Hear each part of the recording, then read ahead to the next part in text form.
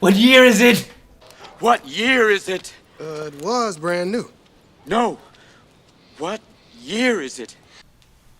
I've been in Jumanji. But I've been in Jumanji. I've been in Jumanji. I've been in Grand Theft Auto 5 is where I've actually been. But it feels like Jumanji because you can get lost in it. So where have you been? I've been playing the game. Okay, I picked it up at midnight like the rest of you. Been playing it non-stop. But the review is coming, guys. Please be patient. I'm trying my best to get it done. I don't want to rush through it. I hate rushing through games. You guys know that. Especially super important and controversial and big releases like Grand Theft Auto. So far, I can tell you that I'm having a shit ton of fun. This is one of the best open world games I've played. I better turn this radio off. Hold on. Oh, I can't stand this music. Turn it off. Oh, thank you. It sucks that there's no heavy metal. And I know there's heavy metal music in LA or, you know, the fictional LA. But anyway, so I'm trying real hard to get all that done.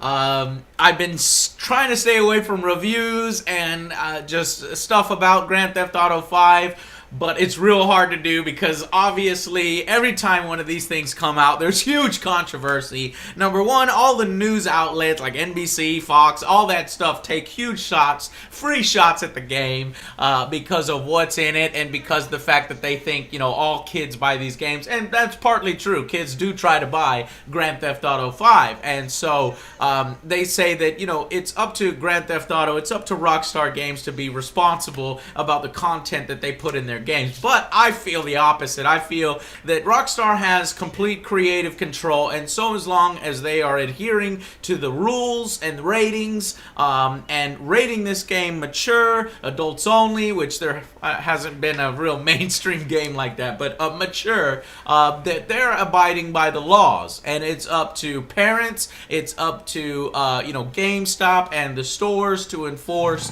the rules regarding underage people buying this game. This game is not for kids, okay? I will tell you that right now. Some of the stuff they put in this, they push it to the max because they want to bring this into the discussion. Because Grand Theft Auto has been sort of satire, has been parody, it's been social commentary, don't let anybody tell you that it's not social commentary because it doesn't take a side on whether it's right or wrong. That's bullshit. You can still have social commentary without taking a side, for one, especially if you put people through the different things that happen in this game. It's gonna give them an emotional reaction. This game, there's some things in this game that's gonna make you feel real uncomfortable, and that's what's causing controversy right now. And it's not spoilers. Obviously, Grand Theft Autos, you could kill people, you could steal their cars, shoot them in the face, murder, maim, and just do all sorts of morally bankrupt things, but they add torture here. And I think that the problem is that it's unskippable, and that's the controversy that's going on right now. That why is there no trigger warning like there was in Modern Warfare, where you can skip it if you want, because it does get. I mean, it forces you to do the torture. You must use all the different things if you want 100%, and it's. I gotta say, it makes me feel uncomfortable. It made me feel uncomfortable. It made me feel dirty. But I think that was the point in it. I think that was the point in showing you that, you know, this happens in real life. Waterboarding happens in real life, and actually seeing it and interacting in it and taking part in it gives you a whole new perspective in a way where, you know, some people just don't want to hear about waterboarding. They don't want to deal with it. They don't want to know about it. And now, because this game has sold so many copies, you have even the average gamer knowing what exactly is waterboarding. Basically putting, you know, a towel over somebody's face, you know, knocking them over, and then just pouring water, simulating them drowning. It's fucking terrible, you know? So I do agree. I think that Rockstar should have put in an ability to skip that mission. That way, you know, people who are super sensitive about that kind of stuff can't really have the ground to stand on to say, you should never put this in, or you can't put this in.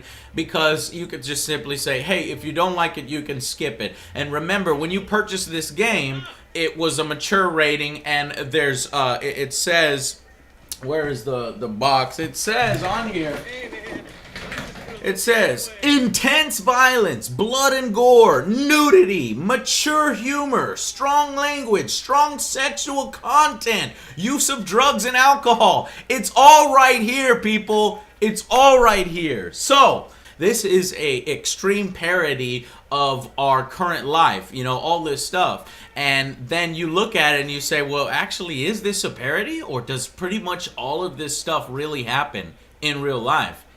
Oh my God, a lot of this stuff does happen in real life.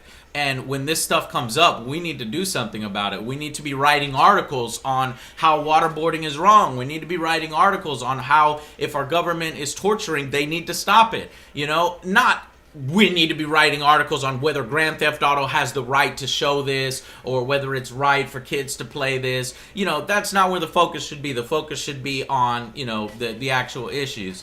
But I've been having a ton of fun with the game, and it's been fantastic so far. There's so much stuff to cover in here. I have no idea how the hell I'm going to do a review on a game this big with so many different activities. It's going to be another 45-minute, hour-long review. I don't know, so I'm still trying to figure that out. But I'm working as fast as possible for you guys. By the way, it's a fucking awesome game. It's worth every penny so far from what I've played. Yes, these characters aren't, you know, your heroes. They're not your typical root for these guys and oh, they're so awesome. These are bad people, you know, and most of them. And you may not be able to relate with some of them, especially Trevor. You're not probably going to be able to relate with Trevor, but maybe Michael and maybe a little bit of Franklin. But I haven't completed it yet, so I can't say, you know, what happens at the end and whether it comes together all nicely or whether it falls apart.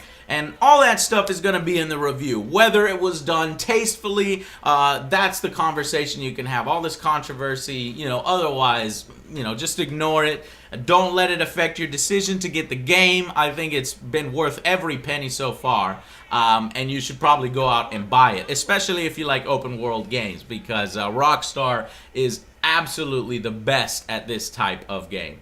One thing I haven't been able to do is I haven't been able to get this freaking app going, the Rockstar iFruit app. Now, at first, I was thinking that this iFruit app was in the game, and I was like, what the fuck? And I was like in the fucking cell phone trying to find this app, and it wasn't in the game. It's actually iOS only right now. I was like, what the hell? There's no Android version, but apparently the Android version is coming. So I'm looking forward to that. So I'm going to put in this because I think this is a really cool idea, and I wish more games would do it, which is extend the experience of a game to the mobile sector, so that when you're at work or whatever, you could be customizing. After you're done working, you can customize your car. You can train Chop, which is the dog in the game. You know, basically, you know, buy rims and stuff. But this is all I'm getting, which is signed in failed over and over. I haven't been able to get in it.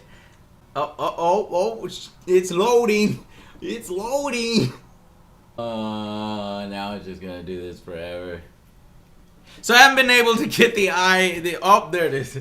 Sign in failed. So I haven't been able to get the iFruit app working, so that's been kind of depressing. I guess their servers are getting hit real hard, which makes me concerned for their online portion. So the online portion happens October 1st. I think maybe I'll play it with a few friends and do a new video or a new review or an update to the review when that happens, because nobody's been able to review that particular aspect of the game, and it makes me giving the game rating, it makes that hard, because it's like, should I include that or should I leave that out because it's not released, and should it be negative that it's not ready when the game releases? That's kind of an interesting thing, you know, because it definitely would affect the score if you look at it in one complete package. But since you can't review a part of the package, it's difficult to give this game a final rating right now. So you guys let me know how exactly should I take care of that. But I'm working real hard. I didn't get an early review copy. I got it at the same time you guys got it, so I've been working to finish the game. And what I like to do is I like to play it from start to finish. I like to do a shitload of side activities. I like to experience everything it has to offer before giving it a final verdict, and then discussing it with some of my friends who also play it and get their perspectives and your guys' perspectives on it. So please stay tuned for that. It's on its way. Been playing Grand Theft Auto 5 just like you guys. So I'll see you guys on the next Angry Joe Show. So when exactly is it coming out? I don't know. I really don't have a whole lot of ideas for it yet.